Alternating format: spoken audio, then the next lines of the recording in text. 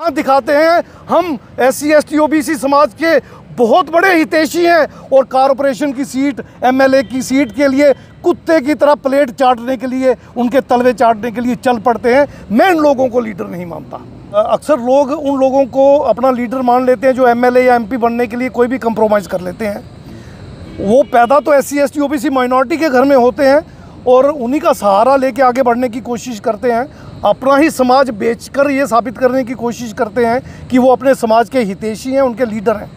मगर मेरा ये फर्म ओपिनियन है, मेरा ये मानना है, मेरी ये धारणा है, मेरी ये मान्यता है कि वो लीडर नहीं होते, वो मौका परस्त चमचे, दल्ले, दलाल और बढ़वे होते हैं। नेशनल A1 न्यूज़ में आपका स्वागत है। जैसे कि आप सबको पता है कि 4 जून को रिजल्ट डिक्लेयर होने वाला है।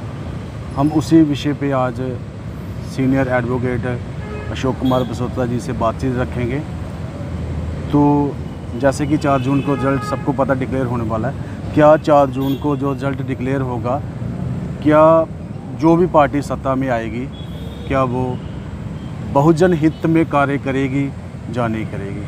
जी सर, स्वागत है सर आपका हमारे चैनल पे। बहुत बहुत शुक्रिया अनिल जी, बहुत बहुत शुक्रिया। सर, आपको क्या लगता है कि जो भी पार्टी 4 जून को सत्ता में आएगी, क्या वो बहुजन हितों में कार्य करेगी या नहीं करेगी? 70 सालों से कांग्रेस ने राज किया है। बहुजनों का जो हित है, बहुजनों के जो फेवर में, उन्होंने भी कुछ काम नहीं किया। 10 साल से बीजेपी ने राज किया तो उन्होंने भी कोई काम नहीं किया। तो आपको क्या लगता है कि अब जो 24 में आएगी, वो कौन सी पार्टी आने के चांसेस हैं और वो बहुजन हितों में काम करेगी? अनिल जी देखिए, 2 धड़े इस वक्त इस पार्लियामेंट्री इलेक्शन 2024 में पार्टिसिपेट कर रहे हैं। एक NDA है और एक इंडिया अलायंस के नाम से है। NDA में बीजेपी और उसके एसोसिएटेड दल हैं और इंडिया अलायंस में कांग्रेस और उसके एसोसिएटेड दल हैं। 75 सालों के पिछले रिकॉर्ड को अगर हम देखें तो करीब 55 साल कांग्रेस का राज रहा है और 15 से 17 साल तक करीब भाजपा का राज रहा है और इसके अलावा कुछ छोटे मोटे दलों का राज रहा है, जिसमें HD देवेगौड़ा की भी सरकार रही है, VP सिंह की सरकार भी रही है, चंद्रशेखर जी की रही है।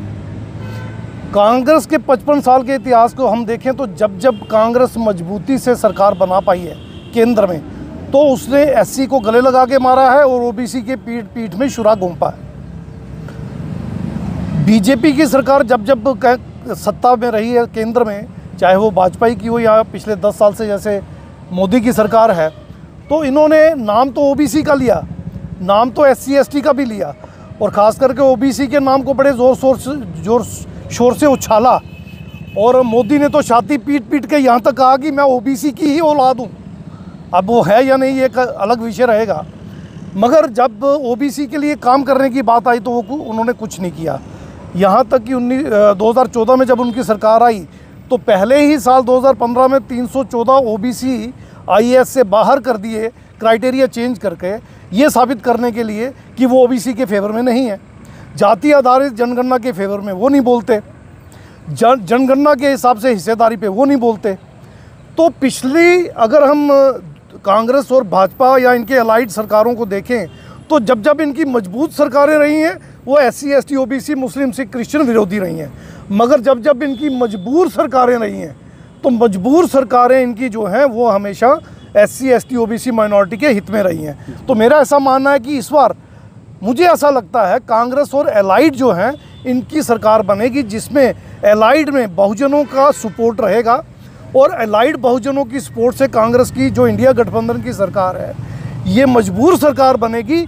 ये मजबूर सरकार मजबूर होगी SC ST OBC मुस्लिम सिख क्रिश्चियन के हितों की रक्षा करने के लिए और उनके हितों के काम करने के लिए। सर, जैसे कि जो बीजेपी सरकार है वो बोलती है अगर बीजेपी सरकार सत्ता में आई तो 2029 तक आपको राशन फ्री में मिलेगा। तो कांग्रेस सरकार बोलती है कि अगर वो सत्ता में आई, हर गरीब को टकाटक 1 लाख रुपया हर साल मिलेगा। तो सर, जैसे कि बीजेपी की सरकार है, इसका मतलब अगर वो आएगी 29 तक हमारे जो 80 करोड़ लोगों को राशन मिल रहा है भिखारियों के जैसे, इसका मतलब वो लगातार 29 तक उनको फिर से भिखारी बना के रखेंगे। तो जब कांग्रेस की सरकार आ गई इन केस, तो वो लोगों को टकाटक 1-1 लाख देने का वादा कर रही हैं। तो 1-1 लाख क्या गारंटी है कि किसी न किसी बहुजनों को मिलेगा या स्वर्ण जातियों को मिलेगा? वो किनको मिलेगा? क्योंकि अभी पॉलिटिकल का जो इन्होंने षड्यंत्र चल रहा है, जितने भी इलेक्शन लड़ रहे हैं वो सभी के सभी स्वर्ण जाति हैं। दलितों को उन्होंने कहीं भी हिस्सेदारी नहीं दी। मेरा ये मानना है कि शिक्षा, स्वास्थ्य और न्याय ये सबके लिए एक समान होना चाहिए, और शिक्षा और स्वास्थ्य बिल्कुल फ्री ऑफ कास्ट होना चाहिए। न्याय संबल प्रदान करके ताकतवर के अगेंस्ट कमज़ोर को खड़ा करने के लिए संबल देना चाहिए, तो ये चीज़ें बराबरी पे आ जाती हैं। जहाँ तक सवाल है फ्री में राशन देने का, एक फूड सिक्योरिटी एक्ट कांग्रेस के टाइम में आया था, तो उसके तहत फूड सिक्योरिटी एक्ट तो है, और बाहर के देशों में भी राइट टू वर्क को फंडामेंटल राइट में रखा गया है। अगर किसी के पास काम ना हो तो सरकारें सेल्फ रिस्पेक्ट के साथ, मान सम्मान, स्वाभिमान के साथ जीने के लिए कुछ भत्ता जो है वो देती है। तो इस तरह के ह्यूमन वेलफेयर के काम, पब्लिक इंटरेस्ट के काम सरकारें करती आई हैं, उनको करना भी चाहिए। मगर जहाँ तक षड्यंत्र की बात है, भाजपा की 80 करोड़ लोगों को 5 किलो राशन देने की जो नीति है, ये षड्यंत्रकारी नीति है। ये तो उनको बहला फुसला कर, उनका भविष्य चुरा कर, भविष्य बर्बाद करके 5 साल तक उनका वोट लूटने का कार्यक्रम है। तो ये मैं इसके फेवर में बिल्कुल नहीं हूँ। इसी तरह कांग्रेस अगर फ्री में पैसे बांटने की बात करती है तो ये गलत होगा। कांग्रेस 1 लाख की जगह 5 लाख साल का दे, मगर 5 लाख का काम भी दे, यानी काम के बदले में पैसा दे। जैसे मनरेगा जैसी स्कीम कांग्रेस लेके आई थी, मैं उसका समर्थन करता हूँ, क्योंकि मनरेगा में 100 दिन का या 150 दिन का या 165 या 170 दिन का काम मिलता था, और काम के एवज में पैसा मिलता था।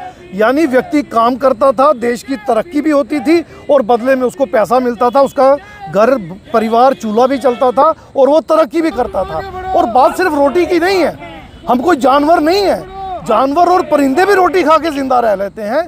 मानव को जीने के लिए स्वाभिमान की भी ज़रूरत होती है। तो इस तरह की नीतियों के विरोध में हूँ मैं इनका समर्थन नहीं करता हूँ। मैं ये चाहता हूँ कि सबको सम्मान निधि अगर देनी भी है तो दी जाए, जैसे बाकी देशों में दी जाती है, मगर उन्हें काम की प्रायोरिटी दी जाए। बजाय फ्री में राशन, फ्री में पैसे देने के, उनको काम दिया जाए, देश की भी तरक्की हो और लोगों की भी मान सम्मान, स्वाभिमान के साथ ज़िंदगी बेहतर हो। ये एक तरीका अपनाया जाना चाहिए, मेरा ऐसा मानना है। सर, आपको क्या लगता है कि अभी आने वाले टाइम में SC ST OBC का क्या हालात होंगे? क्योंकि उनको हिस्सेदारी तो कहीं मिल नहीं रही। चाहे बड़े बड़े शॉपिंग मॉल देख लो, उनके मालिक कौन है? स्वर्ण जातियाँ, सो कॉल्ड अपर कास्ट। तो SC ST की जो हालात हैं वो है तो बिल्कुल निचले लेवल पे चले गए हैं। तो आने वाले टाइम में 2024 के बाद उनके कैसे हालात होंगे? मेरा ऐसा मानना है कि एक तो ये सरकार जो आने वाली है, इंडिया गठबंधन की सरकार होगी। मेरा अपना एक फर्म ओपिनियन है। और राहुल गांधी जो वादे कर रहे हैं वो इंडिया गठबंधन की ओर से कर रहे हैं।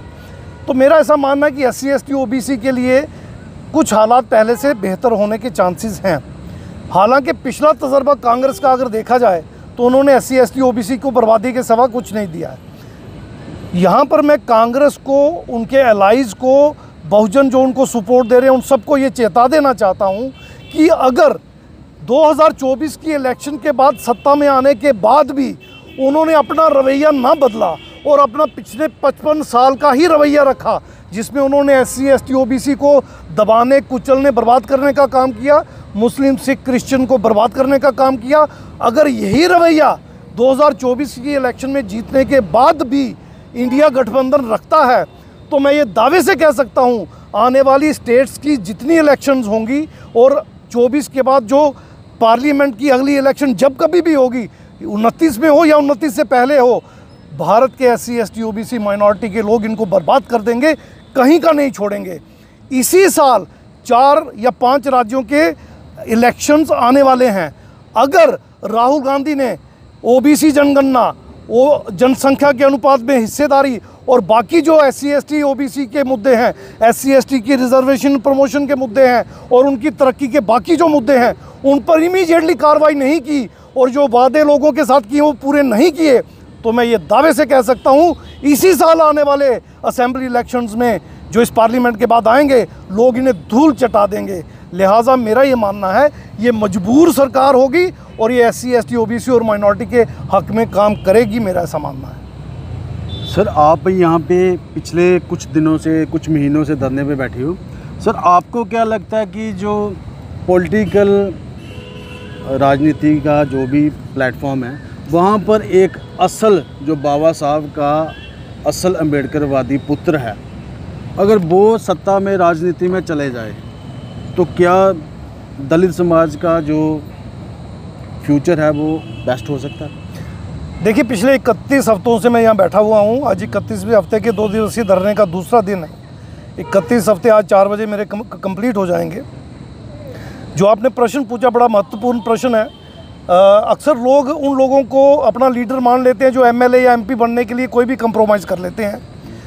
वो पैदा तो SC ST OBC माइनॉरिटी के घर में होते हैं और उन्हीं का सहारा लेके आगे बढ़ने की कोशिश करते हैं। अपना ही समाज बेचकर ये साबित करने की कोशिश करते हैं कि वो अपने समाज के हितैषी हैं, उनके लीडर हैं। मगर मेरा ये फर्म ओपिनियन है, मेरा ये मानना है, मेरी ये धारणा है, मेरी ये मान्यता है कि वो लीडर नहीं होते, वो मौका परस्त चमचे, दल्ले, दलाल और बढ़वे होते हैं। असली लीडर कौम का वो होता है जो कौम के लिए मर मिटे। जैसे क्रांति ज्योति माता सावित्रीबाई फुले की हम बात कर लें, महामना राष्ट्रपिता ज्योतिर्बा फुले की बात कर लें, पेरियर EV रामास्वामी नायकर की बात कर लें, नारायणा गुरु की बात कर लें, बाबा साहेब डॉक्टर BR अम्बेडकर की बात कर लें। जिन लोगों ने अपना सर्वस्व लगाकर सब कुछ न्योछावर करके बिना कोई कंप्रोमाइज़ किए अपने समाज को उत्थान के लिए, उठाने के लिए अपना सब कुछ लगा दिया, ये सही नेता होते हैं। बाबा साहब ने 3 राजनीतिक दलों से इलेक्शंस लड़ी, Indian labour party, schedule caste federation, और लास्ट में उन्होंने अपने जीते जी एक पार्टी बनाई थी, रिपब्लिकन पार्टी ऑफ इंडिया। बाबा साहब ने कभी भी मनुवादियों के साथ किसी तरह का कोई समझौता नहीं किया। हालांकि कांग्रेस ने मजबूरी में उन्हें ड्राफ्टिंग कमेटी का चेयरमैन बनाया जब संविधान सभा में संविधान बनाने के लिए कोई और पर्याप्त व्यक्ति, कोई कॉम्पिटेंट व्यक्ति अवेलेबल नहीं था। तो बाबा साहब को ये जिम्मेवारी सौंपी और यूनियन ऑफ इंडिया का फर्स्ट लॉ मिनिस्टर बनाया। 1952 में जब बाबा साहब इलेक्शन हार गए MP के, तो उन्हें राज्यसभा का मेंबर भी बनाया। इसके बावजूद बाबा साहब ने ना कांग्रेस ज्वाइन की, ना किसी को कांग्रेस ज्वाइन करने के लिए कहा। उन दिनों में भाजपा वगैरह तो हुआ ही नहीं करते थे। बाबा साहब कहा करते थे कांग्रेस के 25 पैसे के मेंबर भी मत बनना, ये हमारे हितों के विरोध में काम करती है। कांग्रेस वो जलता हुआ मकान है जो इसमें जाएगा जलकर राख हो जाएगा। यही बात आज भाजपा पर भी लागू होती है। मगर हमारे कुछ दल्ले दलाल और भड़वे इनके MLA और MP बनने की होड़ में लगे रहते हैं और ख़ुद को नेता मनवाने में लगे रहते हैं, और हमारी बोली वाली जनता उनको नेता मान भी लेती है। ये नेता नहीं होते, नेता होते हैं राष्ट्रपिता महान माना ज्योतिबा फुले जैसे, क्रांति ज्योति माता सावित्रीबाई फुले जैसी, पेरियर EV रामास्वामी नायकर जैसे, बाबा साहब डॉक्टर भीमराव अंबेडकर जैसे, राम स्वरूप वर्मा जैसे, अपने अर्जक संघ के जो संस्थापक थे उनके जैसे, या फिर यशकाई DK खाबर्डे जी जैसे, यशकाई दीनाबाना जी जैसे, वो लोग जिन्होंने सारा जीवन दे दिया, कोई पॉलिटिकल बेनिफिट नहीं लिया। या अगर जम्मू कश्मीर का उदाहरण देना हो तो क्रांति युग पुरुष भगत अमरनाथ जी जैसे लोग, ये लोग समाज के नेता होते हैं जो अपने प्राण न्योछावर करके अपने समाज के लिए सब कुछ करके जाते हैं। ना कि वो लोग जो MLA MP बनने के लिए कुत्ते की तरह दुम हिलाते हुए कांग्रेस, BJP या इस तरह के छूट-फूट दलों के पीछे दल्ले दलाल बड़वे और चमचे बन के घूमते फिरते हैं। यहाँ दिखाते हैं हम SC ST OBC समाज के बहुत बड़े हितैषी हैं और कॉरपोरेशन की सीट, MLA की सीट के लिए कुत्ते की तरह प्लेट चाटने के लिए, उनके तलवे चाटने के लिए चल पड़ते हैं। मैं इन लोगों को लीडर नहीं मानता। ये थे हमारे साथ एडवोकेट अशोक कुमार बसोत्रा जी। तो ये इतनी गर्मी में 44 डिग्री टेम्परेचर में बहुजनों हितों के लिए कार्य करने के लिए यहाँ पे बैठे हुए हैं। तो इस वीडियो को ज़्यादा से ज़्यादा शेयर करें और लाइक करें।